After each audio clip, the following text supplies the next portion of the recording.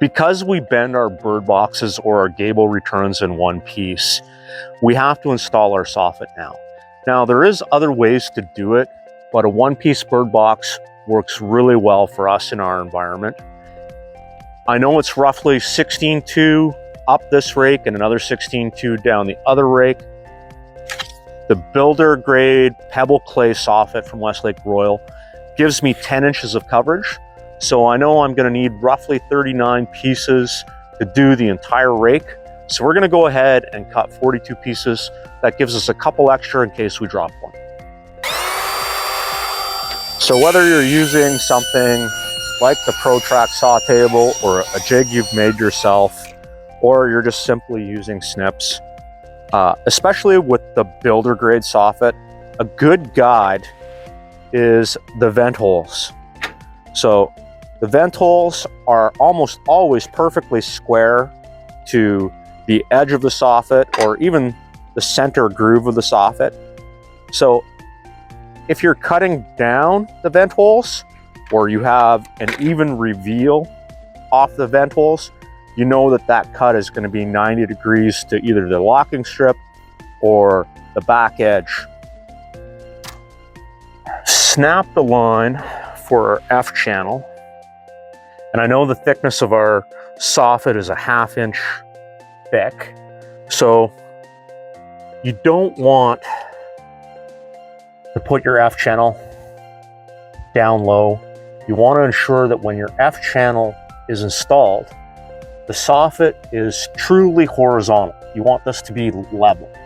A mistake I see quite often is people just level in, snap a line, and then your soffit is up in above, or they'll level in, snap a line, and install the F below, and then the soffit sort of appears to hang down against the inside of the building.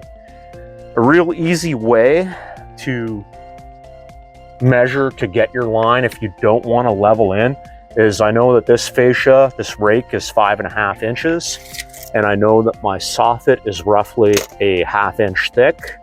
So I can just go 6 inches perpendicular to the roof, make a mark, snap my line through that. You definitely want to snap a line just to ensure that your F is straight.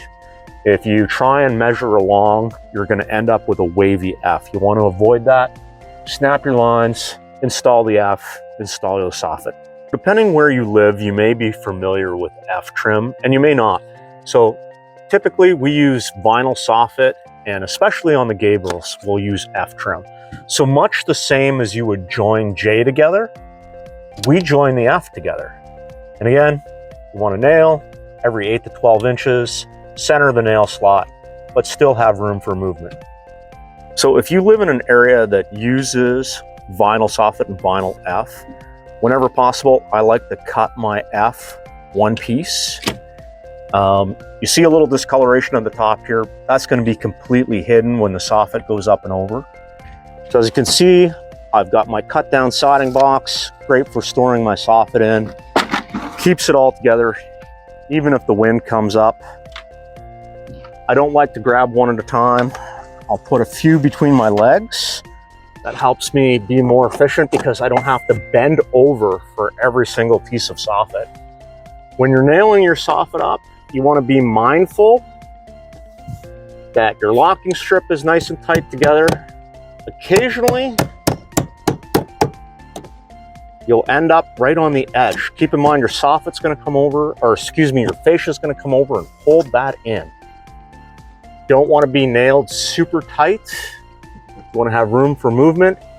You're square off the fascia along the locking strip. That will tell you if you're running square or not. If you're using F and you're not running square, you may have to install a block back in here to get an extra nail so that you can adjust your soffit. As long as you're running square, keep going.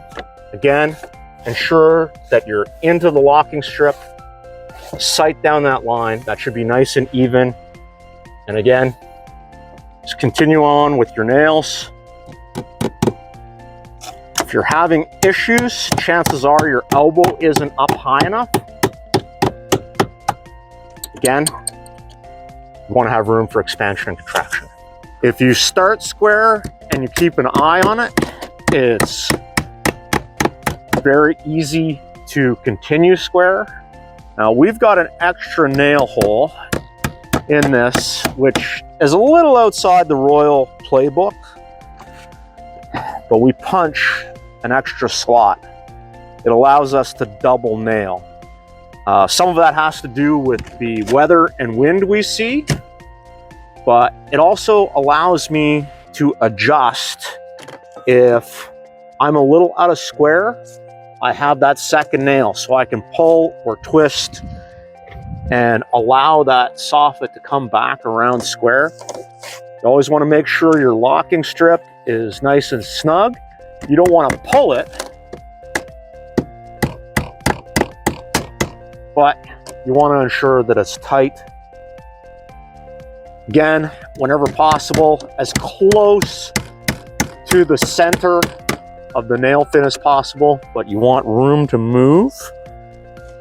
There is other ways to adjust for square. I have seen people install a fastener up in here and shrink or pull the soffit, but for the most part,